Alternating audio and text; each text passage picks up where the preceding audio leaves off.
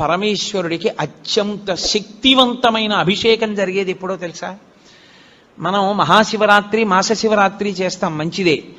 కానీ అసలు నిజానికి పరమేశ్వరాభిషేకమునకు ఒక భక్తుడు వచ్చి సంవత్సరంలో తరించిపోయే అభిషేకం ఎప్పుడు అంటే ఆర్ద్రా నక్షత్రంలో తెల్లవారుజామున చెయ్యాలి. అందుకని నేను దేశకాలాదులను లెక్కలోకి తీసుకున్నప్పుడు పరమేశ్వరుడికి అభిషేకం జరిగినటువంటి వేళ కనుక నేను ఆ అభిషేక ప్రక్రియని గురించే 4 మాటలు మాట్లాడే ప్రయత్నం చేస్తాను.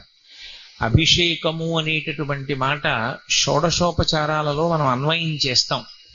షోడశోపచారాలలో అభిషేకము అన్న మాటకు అర్థం స్నానము అని. బాహ్యార్థం తేలికగా అర్థం చేసుకోవడానికి ఉపయుక్తమయ్యే అర్థం ఏది అంటే స్నానము.